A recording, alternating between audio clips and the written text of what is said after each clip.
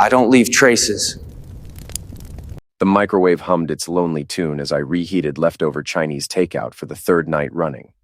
Marta's chair sat empty across from me, her dinner plate still in the cabinet where it had been gathering dust for weeks. Another emergency client meeting, she texted an hour ago. Another night of eating alone while my wife of 12 years played corporate superhero. I'm Elliot Granger, Eli to friends, though that list keeps shrinking. And I used to believe my wife when she said she was working late. Used to believe a lot of things, actually.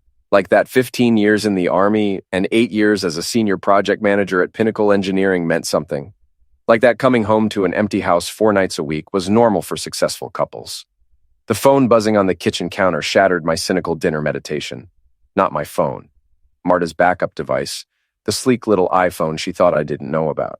The screen lit up with a message that made my chopsticks freeze halfway to my mouth. Last night was incredible. Can't wait to have you all to myself at the lake house this weekend. V. Below the text was a photo that made my stomach drop. My wife, undressed from the waist up, smiling seductively at the camera in what looked like an expensive hotel room. I set down my chopsticks with surgical precision, the way I'd learned to handle explosives in Middle East. Careful, methodical, because one wrong move and everything explodes. The phone buzzed again. Another message from V. Tell your boring husband you're working late again. He's too stupid to figure it out anyway. That's when I laughed. Actually laughed out loud in my empty kitchen, because the cosmic joke was just too perfect. 15 years of military service, 8 years climbing the corporate ladder, and my own wife thought I was too stupid to catch her cheating. I picked up the phone and scrolled through the messages. Weeks of them. Months, maybe. Victor Sloan. I recognized the name from Marta's work stories. Creative director at her advertising agency. 40-something pretty boy with more money than sense and apparently zero moral compass. Eli's such a loser, read one message from Marta. Val says we can push him out of the company within a month. Then it's just you, me, and all that lovely money. Val. Valerie Sutton, Marta's older sister and CEO of Pinnacle Engineering. The woman who'd hired me 8 years ago, back when family meant something. Back when I thought marrying into the Sutton clan was winning the lottery. The front door slammed shut, and I heard Marta's heels clicking across the hardwood. I slipped her phone back where I'd found it and returned to my cold lo mein, arranging my face into the same tired expression she'd been seeing for months. Sorry I'm late, she called from the hallway, not bothering to come into the kitchen. Client crisis, you know how it is? Sure, I called back. I know exactly how it is. She appeared in the doorway, still in her power suit, looking like she'd stepped off a magazine cover. 38 years old and stunning in that ice-cold, untouchable way that had first attracted me. Now she just looked like an expensive stranger. Did you eat? She asked, though her eyes were already checking her main phone for messages. Yeah, there's leftover Chinese if you want it. I grabbed something at the office. She glanced up, and for a split second I saw something flicker across her face. Guilt? Fear? You look tired, Eli. Maybe you should get some rest. Maybe I should. I stood up, carrying my plate to the sink. Big day tomorrow. Oh? She was trying to sound casual, but I caught the sharp edge in her voice. Anything special happening? I turned to face her, letting a small smile play at the corners of my mouth. Just a feeling I have. Like everything's about to change. Her phone buzzed. Her real phone this time. She glanced at it, and her face went pale. Everything okay? I asked. Fine, just work stuff. She backed toward the hallway. I'm going to shower and go to bed. Don't wait up. I watched her disappear upstairs, then pulled out my own phone and opened the voice recording app. Time to do a little reconnaissance. 20 minutes later, I was pressed against the bathroom door, listening to Marta's voice through the thin wood as she talked on speakerphone. He doesn't suspect anything, she was saying. Eli's too wrapped up in his little engineering projects to notice what's happening right under his nose. Are you sure? That was Val's voice, sharp and businesslike, even at 10 p.m. Because if he finds out about the company restructuring before we're ready, he won't, Victor's voice cut in, deep and smooth, the kind of voice that probably charmed clients and married women with equal ease. The man's a drone, Val. A useful drone, but still just a drone. When you fire him tomorrow, he'll shuffle out with his tail between his legs like they always do. 5 minutes, Marta said, and I could hear the cruel smile in her voice. Give him 5 minutes to clean out his desk and get out. That's all he deserves after being dead weight for so long. What about the house? Val asked. And his stake in the company? Prenup covers the house, Marta replied. And his company shares revert to me if he's terminated for cause. Victor's already prepared the documentation showing he's been stealing project designs. My blood turned to ice water. They weren't just planning to humiliate me. They were planning to destroy me completely. Brilliant, Victor said. By Friday, he'll be unemployed, homeless, and facing fraud charges. Then you and I can finally be together without any complications. I can't wait, Marta purred. I'm so tired of pretending to care about his boring stories and his pathetic attempts to impress me. I backed away from the door, my hands shaking with rage. 15 years of military service, 8 years of loyal work, 12 years of marriage, and they thought they could erase me in 5 minutes. They were about to learn that underestimating a combat veteran was the last mistake they'd ever make. I crept downstairs to my basement workshop and pulled out my laptop. Time to show them what this boring drone was really capable of. The Pinnacle Engineering Conference room smelled like expensive coffee and impending doom at 8 a.m. sharp. I sat in my usual chair, third from the left, watching Val arrange her papers with the precision of a surgeon preparing for an amputation. Marta sat beside her, playing the supportive sister role to perfection, while Victor lounged near the window like he owned the place. 15 other employees filled the remaining chairs, good people most of them, engineers and project managers who'd worked beside me for years who trusted me to have their backs. They had no idea they were about to watch an execution. Thank you all for coming on short notice, Val began, her voice carrying that particular tone executives use when they are about to ruin someone's life. We need to address some serious concerns that have come to light regarding project security and intellectual property. I kept my face neutral, even managed to look mildly interested. Inside, I was cataloging every detail. The way Victor couldn't quite hide his smirk, how Marta kept glancing at her watch, the stack of termination papers Val thought she was hiding under her portfolio. It's come to our attention, Val continued, that someone in this room has been sharing proprietary designs with outside parties. Someone we trusted. Someone who's betrayed not just this company, but all of you. The room went dead silent. I could feel eyes turning toward me, confusion and growing suspicion rippling through the group. Eli Granger, Val said, her voice sharp as a blade. Please stand. I stood slowly, letting the moment stretch. Yes, ma'am? You're terminated. Effective immediately. Security will escort you out. You have 5 minutes to clean out your personal items. The words hit the room like a physical blow. Sarah Chen from accounting gasped. Mike Rodriguez from structural engineering started to stand, his face flushed with anger. That's BS, Mike said. Eli would never. The evidence is conclusive, Victor interrupted, speaking for the first time. He stood and moved to the front of the room, pulling out a tablet. We have documentation showing that Mr. Granger has been selling our designs to Hartman Construction for the past 6 months. He tapped the screen and a series of emails appeared on the wall display. My name in the from field, detailed engineering specifications in the attachments, payment confirmations from Hartman's accounts. Perfect forgeries. I had to admire the craftsmanship, even as I felt the room's mood shift against me. You son of a witch, I said quietly, looking directly at Victor. Those are fake, and you know it. Are they? Victor's smile was razor thin. The metadata checks out. The payment trail is clear. You've been stealing from your friends, Eli, from your own family. I turned to look at my coworkers, people I'd mentored, people I'd fought for during budget cuts and reorganizations. Most of them looked away. The evidence was too clean, too convincing. But not everyone was buying it. Sarah Chen stood up, her voice steady despite the tremor I could hear underneath. I've worked with Eli for 6 years. He's the most honest person in this company. I'm sorry you feel that way, Val said coldly. But the facts speak for themselves. Do they? I reached into my jacket pocket and pulled out a small digital recorder. Because I have some facts of my own. The temperature in the room seemed to drop 10 degrees. Last night, I said, pressing play, someone forgot to check if the bathroom door was soundproof. Marta's voice filled the room, crystal clear. He doesn't suspect anything. Eli's too wrapped up in his little engineering projects to notice what's happening right under his nose. Val's face went white.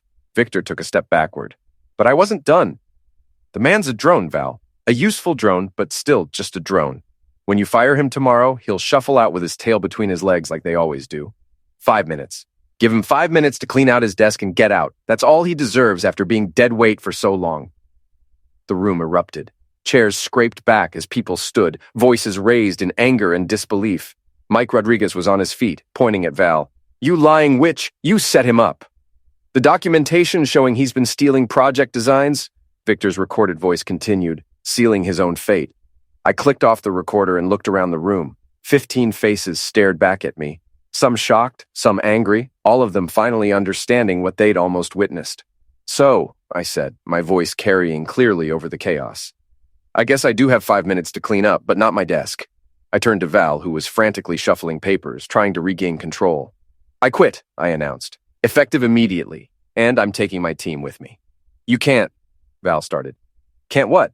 Leave? Start my own company? Take clients who actually value integrity? I smiled, and it wasn't a nice smile. Watch me. Sarah Chen was the first to stand. I'm with Eli. Mike Rodriguez nodded grimly. Count me in. One by one, 14 of the 15 people in the room stood up. Only Jennifer Walsh from HR remained seated, looking like she wanted to disappear into her chair. This is illegal, Victor sputtered. Corporate espionage, theft of trade secrets. Prove it, I said. Oh, wait, you already used up your fake evidence quota for the day. I walked to the door, then paused and looked back at Marta. She sat frozen, her perfect composure finally cracking. By the way, honey, I said conversationally, I moved our joint accounts this morning, and I found your burner phone. Interesting photos, but Victor's really not photogenic from that angle. The color drained from her face. See you at home, I continued. We need to discuss our living arrangements. I walked out, and 14 good people followed me. Behind us, I could hear Val screaming into her phone, probably calling lawyers. Let her call. I had lawyers too. Better ones. In the elevator, Sarah Chen looked at me with something like awe. How long have you known? She asked. About the affair? 2 days? About the setup since last night? I checked my watch. They gave me 5 minutes to clean up. I figure I'll need about 5 days to destroy them completely. The elevator doors opened, and we walked out into the lobby together. 15 people who'd walked in as employees, walking out as partners in something new. Behind us, Pinnacle Engineering was already starting to crumble. The Rusty Anchor was the kind of bar where Portland's working professionals went to complain about their bosses and plot career moves over cheap beer and expensive whiskey. At 3 p.m, it was nearly empty except for Carla behind the bar, and my old army buddy Rex nursing a coffee in the corner booth. Rex looked exactly like what he was, a retired Special Forces operator turned private investigator. 6'2", built like a brick wall, with the kind of scars that came from places the government preferred not to discuss. He'd been watching my back for 20 years, and I'd never needed him more than I did right now. So, he said, as I slid into the booth across from him, your wife's screwing her coworker. Your sister-in-law tried to frame you for corporate espionage, and you just walked out of your job with half the engineering department. Did I miss anything? They're planning to take the house, too, I said, signaling Carla for a beer. Prenup apparently has some clause about marital misconduct, but only if I'm the one committing it. Rex grinned, the expression making him look like a friendly shark. Good thing you're not the one screwing around, then. Carla brought over a bottle of Sam Adams and set it down with more force than necessary. She was 50-something, with steel gray hair and the kind of no-nonsense attitude that came from 20 years of listening to other people's problems. Heard about what happened at Pinnacle, she said without preamble. Word travels fast in this town. How fast? I asked. Fast enough that Victor Sloan was in here an hour ago, buying drinks for anyone who'd listened to his version of the story. She leaned against the table, her expression grim. According to him, you're a thief and a liar who's been stealing from the company for months. And what's the general consensus? Most people think he's full of crap, she said bluntly. Victor's got a reputation. Married 3 times, cheated on all of them. Plus, there's rumors about him and that Ice Queen wife of yours going back months. Rex leaned forward. What kind of rumors? The kind where they weren't as careful as they thought they were, Carla replied. My cousin works at the Eastland Park Hotel. Says they've been getting a room there every Tuesday for the past 3 months. Always pay cash, always use fake names, but she recognized them. I felt a cold smile spread across my face. Every Tuesday? Like clockwork. Room 412, always the same room. Checkout's at 11, but they usually leave by 10. She straightened up. Want me to make some calls? I know people who know people. Not yet, I said, but keep your ears open. This is just getting started. After Carla left, Rex pulled out a tablet and slid it across the table. I did some digging on your boy Victor. Turns out he's got more secrets than just screwing your wife. I scrolled through the information on the screen, financial records, property holdings, a series of shell companies that didn't quite add up. He's been skimming from client accounts, Rex explained. Nothing huge, nothing that would trigger an audit, but it adds up. About $200,000 over the past 2 years. Can you prove it? Not in court, but I can prove enough to make his life very uncomfortable. Rex took a sip of his coffee. The question is, how far do you want to take this? Before I could answer, my phone buzzed with a text from an unknown number. We need to talk. Meet me at the parking garage on Exchange Street, level 3. Come alone. V. I showed the message to Rex, who raised an eyebrow. Ballsy, he said, or stupid. Probably both. I finished my beer and stood up. Want to take bets on whether he's planning to threaten me or try to buy me off? With Victor, probably both. Rex stood as well. I'll be watching from level 2. If things go sideways, I'll be there in 30 seconds. Appreciated, but I don't think Victor's the physical confrontation type. It's not Victor I'm worried about, Rex said grimly. Your sister-in-law strikes me as the type who might hire outside help. 20 minutes later, I was standing in the dim fluorescent lighting of the Exchange Street parking garage, listening to the echo of my footsteps on concrete. Victor's silver BMW was parked in the far corner, and I could see his silhouette in the driver's seat. I approached slowly, hands visible, military training keeping me alert for any signs of ambush. Victor got out of the car as I approached, and I was surprised to see how rattled he looked. His usually perfect hair was disheveled, his expensive suit wrinkled. Eli, he said, his voice tight with stress. Thanks for coming. Didn't seem like I had much choice, I replied. What do you want, Victor? He ran a hand through his hair, a gesture that would have looked casual if his hands hadn't been shaking slightly. Look, this whole thing has gotten out of hand, he said. Nobody wanted it to go this far. Really? Because that recording I played this morning suggested otherwise. That was just, we were frustrated. You have to understand, the company's been struggling. We needed to make some hard decisions. I laughed, a harsh sound that echoed off the concrete walls. Hard decisions? Is that what you call framing me for theft? The evidence was fake. We both know it was fake. I took a step closer and Victor instinctively backed against his car. The question is, what are you going to do about it? I can make this go away, he said quickly. The theft allegations, the termination, all of it. We'll say there was a misunderstanding, offer you your job back with a promotion, senior partner, full benefits, stock options. And in return, you forget about the recording, you forget about other things. We all move forward like adults. I pretended to consider it, letting the silence stretch until Victor started to sweat. That's a generous offer, I said finally. There's just one problem. What's that? I don't want my job back. I don't want your money. And I sure as hell don't want to pretend that you haven't been screwing my wife for the past 6 months. Victor's face flushed red. Eli, be reasonable. Reasonable? I laughed again. You want reasonable? Here's reasonable. You have 48 hours to confess to the company board about the fake evidence. You have 72 hours to end things with Marta. And you have 1 week to find a new job because I'm going to make sure everyone in this city knows exactly what kind of man you are. You can't what? Ruin your reputation? Destroy your career? Make your life a living hell. I smiled, and this time it was genuinely pleasant. Victor, I spent 15 years in the military learning how to break things. People, systems, entire networks of lies and corruption. You think one cheating creative director is going to be a challenge? He straightened up, trying to regain some of his composure. You're making a mistake, Eli. Marta and Val have resources you can't imagine. Lawyers, connections, money. They'll bury you. Maybe, I said. But here's the thing about being buried, Victor. Sometimes it just gives you a better position to plant explosives. I turned to walk away, then paused and looked back. Oh, and Victor? Next time you want to meet somewhere private, you might want to check if your car's been tampered with first. His eyes widened, and he rushed to open his hood. The smell hit him immediately, a combination of rotting fish and industrial adhesive that I'd strategically placed in his air conditioning system while he was waiting for me. What the hell? Dead shrimp, I called back as I walked toward the stairwell. Takes about a week to get the smell out completely. Enjoy the drive home. His curses echoed through the garage as I disappeared into the stairwell, where Rex was waiting with a grin on his face. "Feel better?" he asked. "Getting there," I replied, "but we're just getting started." Benji Martinez looked exactly like what Central Casting would order for computer genius. 26 years old, thick glasses, Star Wars t-shirt under a wrinkled blazer, and the kind of nervous energy that came from consuming too much caffeine and too little sunlight. He also happened to be the IT director at Marta's advertising agency, which made him very valuable to my current situation. We met at a coffee shop in the Old Port, far enough from the agency that no one would accidentally spot us together.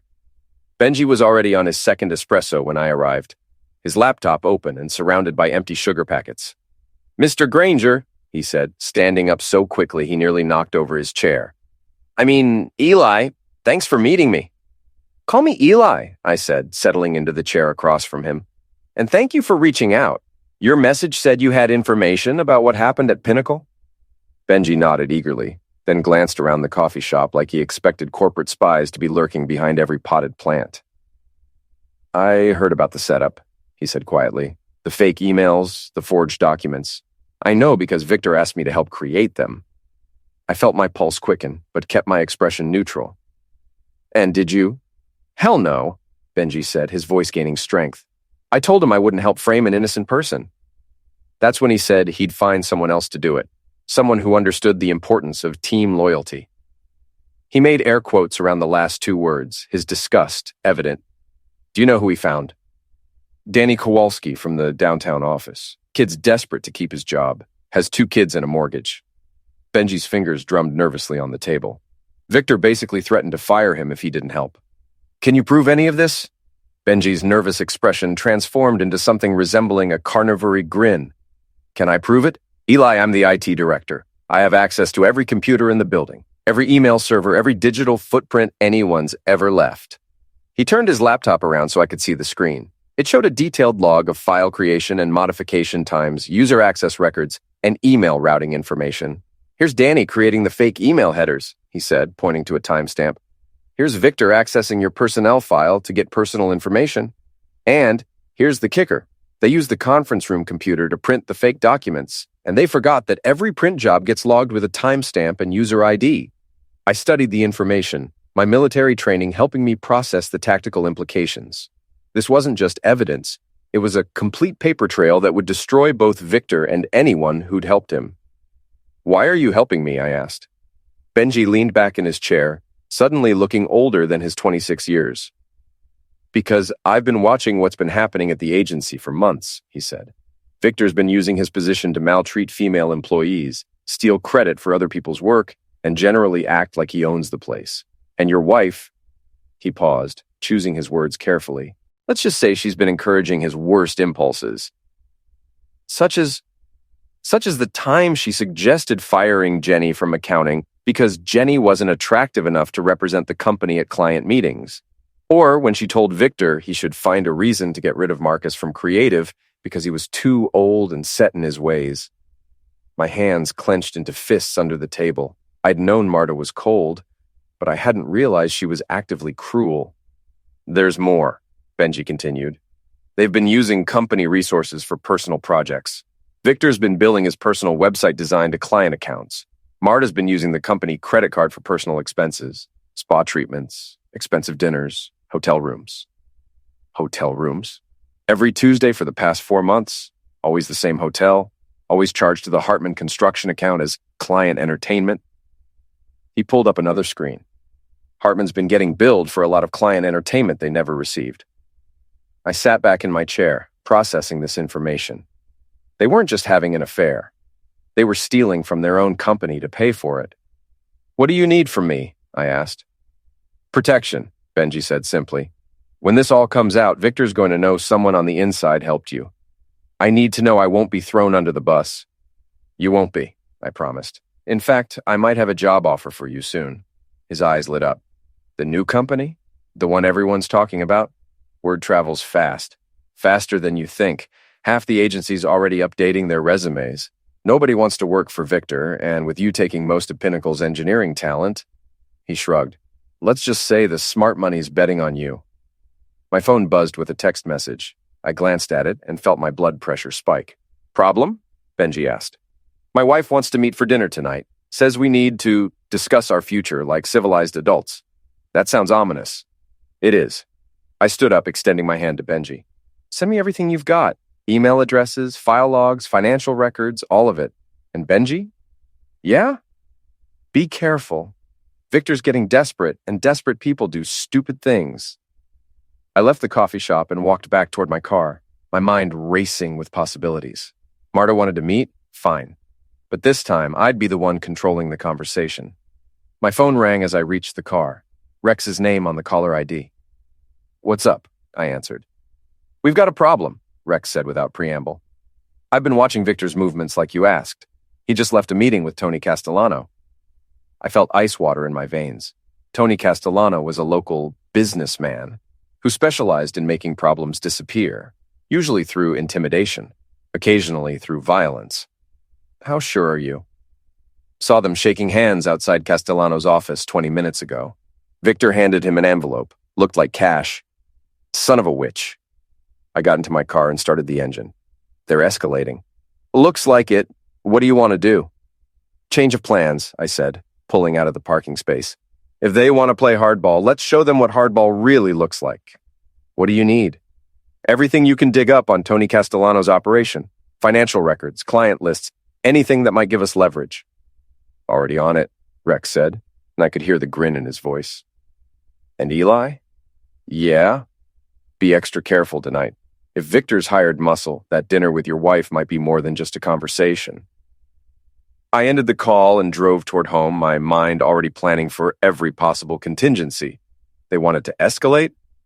Fine. Time to show them what a real war looked like. The restaurant Marta had chosen was Le Bernardin, the kind of upscale French place where Portland's elite went to see and be seen. White tablecloths, crystal glasses, and waiters who treated every meal like a religious ceremony. It was also public enough that any kind of confrontation would be noticed by half the city's business community. Smart choice, I had to admit. I arrived 10 minutes early and chose a table near the back, where I could see both the entrance and the emergency exit. Old habits from my military days. Always know your escape routes and never sit with your back to the door. Marta arrived precisely on time, looking stunning in a black dress that probably cost more than most people's monthly salary. She moved through the restaurant like she owned it, drawing admiring glances from men and envious looks from women. For a moment, I remembered why I'd fallen in love with her 12 years ago. Then she sat down across from me, and the ice-cold calculation in her eyes reminded me why that love had died. Eli, she said, her voice carefully modulated to sound warm and concerned. You look tired. Busy couple of days, I replied, signaling the waiter for wine. Starting a new company tends to keep you occupied. About that? She leaned forward slightly, her expression shifting to what I recognized as her serious negotiation face. I think we need to discuss what happened yesterday. Which part? The attempted frame job, the fake evidence, or the recording of you and your boyfriend planning to destroy my life? A few heads turned at nearby tables, and Marta's smile tightened almost imperceptibly. Let's keep our voices down, she said. This doesn't have to be unpleasant. The waiter appeared with a bottle of wine, something expensive that Marta had apparently pre-ordered. He poured 2 glasses with practiced precision and disappeared. You're right, I said, taking a sip. It doesn't have to be unpleasant, it just has to be final. That's what I wanted to talk about. She reached into her purse and pulled out a manila folder. I've had my lawyers draw up a separation agreement. Very generous terms, considering the circumstances. I opened the folder and scanned the documents. It was exactly what I'd expected, a complete capitulation disguised as a reasonable settlement. I'd get to keep my personal belongings and my car. Everything else, the house, the joint accounts, my stake in Pinnacle Engineering, would go to her. Generous? I said dryly. And what do I get in return for signing away everything I've worked for? A clean exit, she replied. No fraud charges, no criminal investigation, no messy divorce proceedings that would drag both our names through the mud. I set the papers down and looked at her, really looked at her. The woman I'd married had been passionate, ambitious, but fundamentally decent. The person sitting across from me was a stranger wearing her face. When did you become so cruel? I asked quietly. For just a moment, her mask slipped, and I saw something that might have been regret flicker across her features. "I'm not cruel," she said. "I'm practical. We both know this marriage has been over for years. We've been going through the motions, pretending to be happy, but we're not. We haven't been for a long time. So, you decided to cheat instead of talking to me about it?" "I decided to find someone who actually appreciates me," she snapped, then caught herself and lowered her voice. "Victor understands my ambitions. He supports my career instead of seeing it as competition." "Is that what you think I was doing? Competing with you? Weren't you?" She took a larger sip of wine than was probably wise. "Every time I got a promotion or landed a big client, you'd make some snide comment about corporate politics or question whether I'd really earned it." I thought back over the past few years, trying to remember the conversations she was referring to. Had I really been that unsupportive? Or was she rewriting history to justify her betrayal? "Even if that's true," I said, "it doesn't justify what you and Val tried to do to me yesterday." "That wasn't my idea," she said quickly.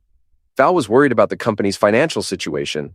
She thought if we could restructure the management team by framing me for theft, by creating a clean break that would allow everyone to move forward." She leaned forward again, her voice taking on a pleading tone. "Eli, please, just sign the papers, take the settlement. We can both start over, no hard feelings." I picked up the separation agreement and read through it again, more carefully this time. The terms were even worse than I'd initially thought. Not only would I lose everything, but there were clauses that would prevent me from competing with either Pinnacle Engineering or Marta's advertising agency for 5 years. "This is interesting," I said, pointing to one particular section. "It says here that I acknowledge responsibility for the breakdown of trust in our marriage. That's a fancy way of saying I admit to being unfaithful, isn't it? It's just legal language that would void the prenup and give you grounds to take everything." I closed the folder and slid it back across the table. "Nice try, Marta, but I'm not signing anything." Her composure finally cracked completely. "You fool," she hissed. "Do you have any idea what you're throwing away? I'm offering you a way out of this with your dignity intact." "My dignity?" I laughed, loud enough that several nearby tables went quiet. "You mean the dignity of being framed for theft by my own wife? The dignity of finding out about your affair from sexting photos? The dignity of discovering that my sister-in-law has been planning to destroy me for months? Keep your voice down. Why, afraid people might hear the truth?" I stood up, pulling out my wallet and dropping a 50 on the table. "Here's some truth for you, Marta. I know about the embezzlement. I know about the fake client charges. I know about Tony Castellano." Her face went white as a sheet. "That's right," I continued. "I know Victor hired muscle to intimidate me. What I don't know is whether you were stupid enough to be involved in that decision, or if your boyfriend's just dumber than I thought. Eli, sit down, please." "I don't think so." I leaned down so only she could hear me. "You wanted a war, Marta. You got one. But you made one crucial mistake." "What's that?" "You forgot that I'm actually good at fighting." I straightened up and looked down at her. She seemed smaller somehow, less imposing than she had when she'd walked in. "Oh, and Marta, you might want to find a new hotel for your Tuesday meetings. The Eastland Park has excellent security cameras, and the staff is surprisingly chatty when you ask the right questions." I walked out of the restaurant, leaving her sitting alone at the table with her untouched wine and her rejected settlement agreement. In the parking lot, my phone buzzed with a text from Rex. "Castellano's boys are watching your house. Might want to find somewhere else to sleep tonight." I typed back, "Good thing I'm not planning to go home." Time for Phase 2. The Eastland Park Hotel had been Portland's premier luxury accommodation for over a century, and its old money elegance made it the perfect place for discreet affairs and clandestine business meetings. It was also, as I discovered through Rex's connections, equipped with one of the most comprehensive security systems in the city. I sat in the lobby at 11 p.m., nursing a scotch and watching the elevator banks. According to the intelligence Benji had provided, Victor and Marta's standing reservation was for Tuesday nights, but my confrontation at dinner had apparently accelerated their timeline. They arrived separately, as they always did. Victor first, looking around nervously before heading to the elevator. Marta 10 minutes later, her earlier composure restored but her movements still betraying underlying tension. I waited another 5 minutes, then walked to the front desk where a young clerk named David was working the night shift. Rex had made the introduction earlier. David was a veteran, Army like me, and he understood the concept of brotherhood. "Room 412?" I asked quietly. He nodded and slid me a key card. "Service elevators around the corner. Housekeeping carts on the 4th floor if you need it." "Appreciate it." "Thank you for your service," he said, and meant it. The 4th floor was quiet, most guests already asleep or out enjoying Portland's nightlife. I found the housekeeping cart and borrowed a few items, then made my way to room 412. I could hear voices through the door, Marta and Victor arguing in harsh whispers. I pressed my ear to the wood and listened. "Told you this was a mistake," Marta was saying. "Hiring Castellano was stupid and desperate." "We needed leverage," Victor replied. "Your husband's not backing down, and that recording is going to destroy both of us if it gets out." "So your solution was to hire thugs? What's next? Breaking his kneecaps?" "If that's what it takes." I felt a cold fury settle in my chest. They weren't just planning to ruin me financially. They were planning to hurt me physically. "This is insane," Marta continued. "I wanted a divorce, not a war."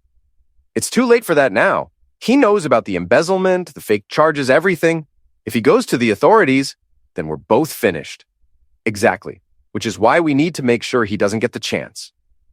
I'd heard enough. I slipped the keycard into the lock and opened the door. They were standing by the window, Marta in a hotel bathrobe and Victor in his underwear. The sight would have been comical if the situation weren't so serious. "Sorry to interrupt," I said, closing the door behind me, "but we need to talk." Victor lunged for his pants, probably going for his phone. I was across the room in 3 steps, my military training taking over. I grabbed him by the shoulder and spun him around, then delivered a sharp punch to his solar plexus that dropped him to his knees, gasping for air. "Stay down," I advised. "We're going to have a civilized conversation." Marta backed against the window, clutching her robe closed. "Eli, what are you doing here?" "Ending this," I replied, "before someone gets seriously hurt." I pulled out my phone and showed them the screen, a live audio feed connected to a recording app. "Everything you just said is being recorded and uploaded to a secure server," I explained. "Your confession about hiring Castellano, your admission of embezzlement, your plans to escalate this conflict, all of it." Victor struggled to his feet, his face flushed with rage and embarrassment. "You son of a witch!" I grabbed him by the throat and pushed him back against the wall, not hard enough to cause real damage, but hard enough to get his attention. "Listen carefully," I said, my voice deadly calm. "You have exactly 24 hours to call off your hired muscle, confess to the boards about the fake evidence, and resign from the agency.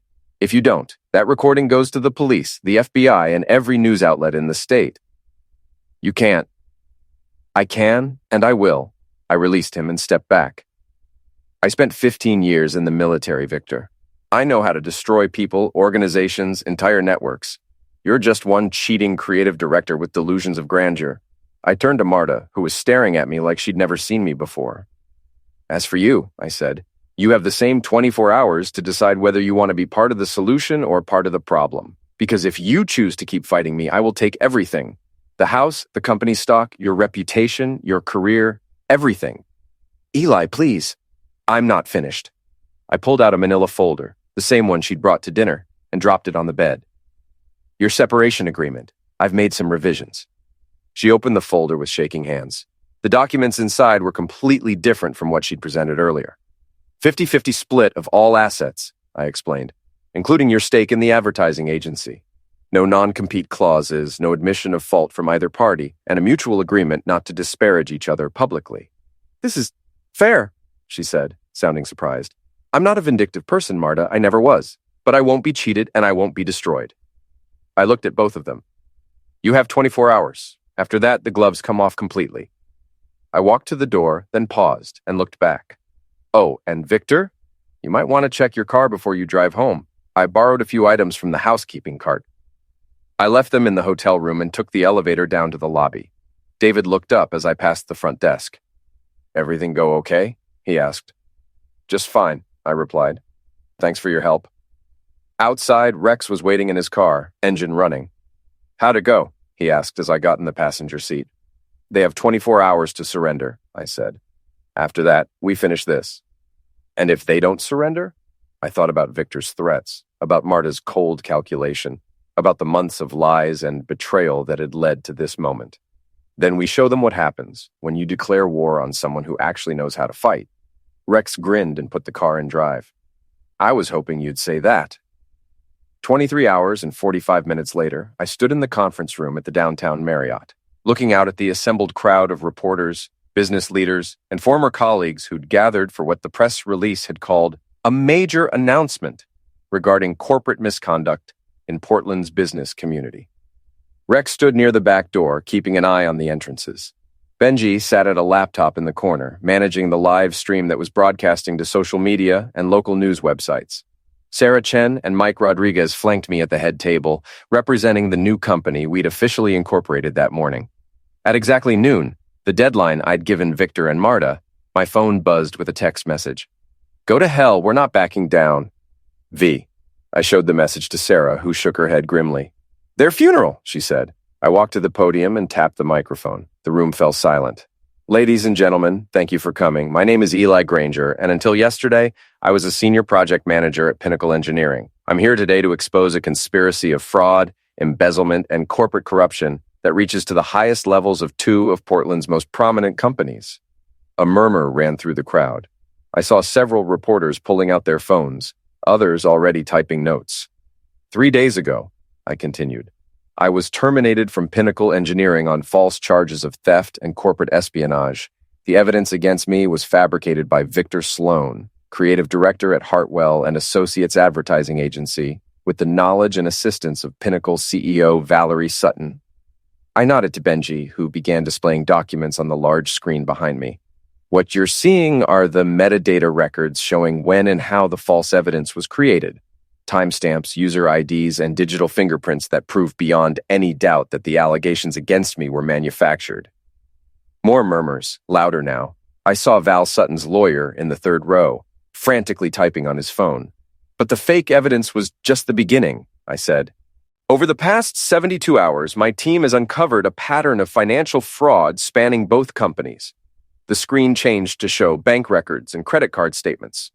"Victor Sloan and Marta Granger, my wife, have been using company resources to fund their extramarital affair. Hotel rooms charged to client accounts, personal expenses billed as business entertainment, and systematic theft of company funds totaling over $300,000.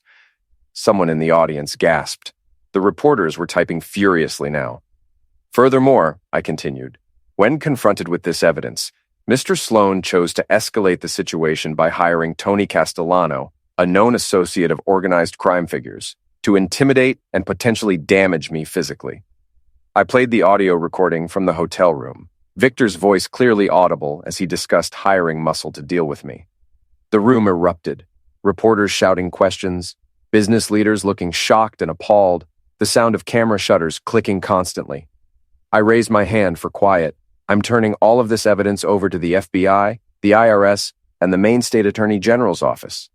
But I wanted the public to know the truth first, because the people of Portland deserve to know what kind of individuals they're doing business with. Mr. Granger.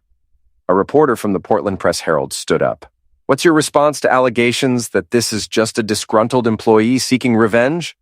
"My response is that the evidence speaks for itself," I replied. "Every document, every recording, every financial record is available for independent verification. I'm not asking anyone to take my word for anything." "What about your new company?" asked another reporter. "Are you using this scandal to promote your own business interests?" Granger Engineering Solutions was incorporated this morning with 14 former Pinnacle employees who chose integrity over corruption, I said. "We'll succeed or fail based on the quality of our work, not on tearing down our competitors." I looked directly into the cameras. But I want to be clear about something. This isn't about revenge. This is about accountability. When people in positions of power misuse that power, when they lie and cheat and steal, there have to be consequences. Otherwise, we're all complicit in the corruption. The questions continued for another 20 minutes. I answered them all honestly, sticking to the facts, letting the evidence make my case. As the press conference wound down, I noticed a commotion near the back of the room. Rex was escorting Victor Sloan and two men in expensive suits toward the exit. "Gentlemen," I called out, my voice carrying clearly through the room. "Mr. Sloan, would you like to make a statement?" Every head in the room turned to look at Victor. His face was pale, his usual arrogance replaced by something that looked like panic. "This is all lies," he said, his voice cracking slightly. "Fabricated evidence by a bitter ex-employee. Then you'll welcome the FBI investigation that will prove your innocence," I replied smoothly. Victor started to respond, then thought better of it. His lawyers hustled him out of the room. As the crowd dispersed, Sarah Chen approached the podium. "Think it worked?" she asked. I looked around the room at the reporters still conducting interviews, at the business leaders discussing what they'd heard, at the live stream numbers on Benji's laptop showing thousands of viewers. "Oh, it worked," I said. "By tonight, everyone in Maine will know exactly what Victor Sloan and Marta Granger really are." My phone buzzed with a text from an unknown number. "You've made a big mistake. This isn't over." I showed it to Rex, who'd returned from escorting Victor out. "Castellano?" he asked. "Probably. Or Victor's too stupid to know when he's knocking. What do you want to do?" I looked around the room one more time at the life I was building from the ashes of the one that had been destroyed. "We wait," I said. "And if they want to keep fighting, we finish this once and for all." But even as I said it, I knew the war was already over. Victor and Marta had lost the moment they'd chosen corruption over integrity, lies over truth. The rest was just cleanup. The call came at 6 a.m., 3 days after the press conference. Rex's voice was grim but satisfied. "It's over," he said without preamble.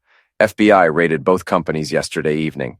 Victor's in federal custody. Marta's been arrested for embezzlement, and Val's lawyering up." I sat up in bed, the bed in my new apartment, the one I'd rented after deciding the old house held too many poisonous memories. "What are the charges?" "Wire fraud, money laundering, conspiracy, and about a dozen other federal crimes. Victor's looking at 10 to 15 years minimum. Marta might get a lighter sentence if she cooperates, but her career's finished either way." I should have felt triumphant. Instead, I just felt tired. "What about Castellano?" "Arrested on racketeering charges. Turns out the FBI's been watching him for months, waiting for him to make a mistake. Hiring him to intimidate a federal witness, which is what you became the moment you filed your complaint, was exactly the kind of mistake they were hoping for." "And the companies?" "Pinnacle's in bankruptcy proceedings. Val's out as CEO, and the board's trying to salvage what they can. The ad agency's not much better. Half their clients have already jumped ship, and the other half are demanding audits of their accounts." I walked to the window and looked out at Portland's skyline. The sun was just coming up, painting the sky in shades of orange and gold. "Rex," I said, "thanks for everything." "Don't thank me yet," he replied. "There's one more thing you need to know." "What's that?" "Marta wants to see you." An hour later, I was sitting in the visiting room at the Cumberland County Jail, waiting for my wife to be brought in.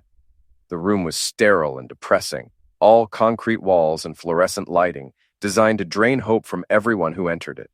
Marta appeared in an orange jumpsuit that made her look small and vulnerable.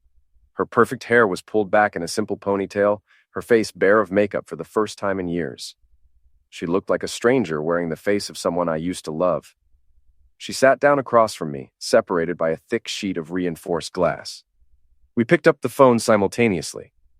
"Hello, Eli," she said quietly. "Marta, thank you for coming. I wasn't sure you would. I wasn't sure I would either."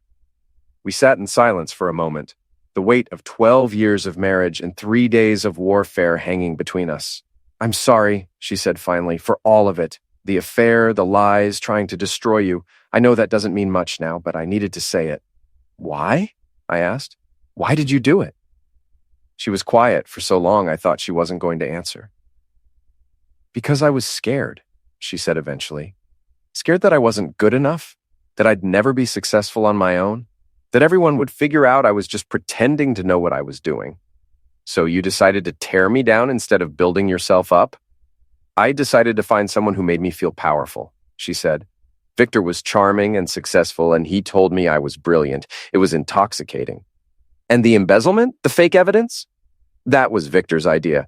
He said we needed to eliminate threats to our future together." She laughed bitterly. "I was so stupid. I thought he loved me. But he was just using me to steal from the company." I studied her face, looking for signs of deception or manipulation. All I saw was exhaustion and regret. "What happens now?" I asked. "My lawyer thinks I can get 5 to 7 years if I cooperate fully with the investigation. Testify against Victor and Val, help them recover the stolen money. She paused. The divorce papers are already filed. You'll get everything, the house, the accounts, my stake in the companies. It's the least I can do. I don't want your money, Marta. Then donate it to charity. Use it to help other people whose lives have been destroyed by corporate corruption. I don't care. She pressed her hand against the glass. I just want you to know that somewhere underneath all the lies and the cruelty, the woman you married still exists, and she's sorry for what she became. I looked at her for a long moment, this stranger who'd shared my life for 12 years. I forgive you, I said finally. Not for your sake, but for mine. I won't carry this anger around for the rest of my life. Tears ran down her cheeks. Thank you. But Marta, we're done. Whatever we had, whatever we might have been, it's over. When you get out of prison, don't contact me. Don't try to rebuild something that can't be fixed. She nodded, wiping her eyes with the back of her hand. I understand. I hung up the phone and walked away, leaving her sitting alone in the visiting room. In the parking lot, Rex was waiting by his car. How do you feel? He asked. Free, I said, and realized I meant it. 6 months later, Granger Engineering Solutions had grown to 37 employees and landed contracts with 3 major construction firms.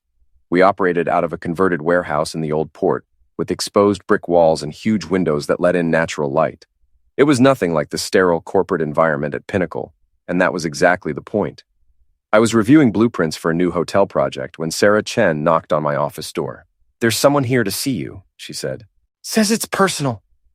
I looked up to see a woman in her mid-30s, professionally dressed, but nervous. She looked familiar, but I couldn't place her. Mr. Granger, my name is Jennifer Walsh. I used to work in HR at Pinnacle. The woman who'd stayed seated when everyone else had walked out with me. I gestured for her to sit down. What can I do for you, Jennifer? I wanted to apologize, she said, for not standing up for you that day, for not walking out with the others. I was scared of losing my job and I chose cowardice over integrity. You don't owe me an apology. Yes, I do, and I owe you something else. She reached into her briefcase and pulled out a thick folder. These are personnel files from Pinnacle, records of other employees who were set up, fired under false pretenses, or driven out by Val and her cronies. I opened the folder and scanned the documents. Dozens of names, dozens of careers destroyed by the same kind of corruption that had almost destroyed mine. There are others, Jennifer continued. People who were too scared to speak up, who didn't have the resources or the knowledge to fight back. They deserve justice too. I looked up at her. What are you suggesting? A class action lawsuit, wrongful termination, corporate fraud, conspiracy. With your evidence and these files, we could take down the entire network of corruption. I leaned back in my chair, considering the implications. More legal battles, more public scrutiny, more time spent fighting instead of building, but also justice for people who'd been too powerless to seek it themselves. I'll need to think about it, I said. Of course, but Mr. Granger, thank you for showing the rest of us what courage looks like. After she left, I sat in my office looking out at the harbor, watching the boats come and go. My phone buzzed with a text from an unknown number. Saw the news about your company's latest contract. Congratulations, you deserve every success. I deleted the message without responding. Some chapters of your life needed to stay closed, but others were just beginning. I picked up my phone and called my lawyer. Tom, it's Eli Granger. I need to talk to you about a class action lawsuit. Outside my window, the sun was setting over Casco Bay, painting the sky in brilliant shades of red and gold. It was the end of another day, but it felt like the beginning of something much larger. Justice, it turned out, was a lot like engineering. You started with a solid foundation, built carefully and methodically, and eventually you created something that could withstand any storm. I opened Jennifer's folder and began reading the first case file. There was work to do,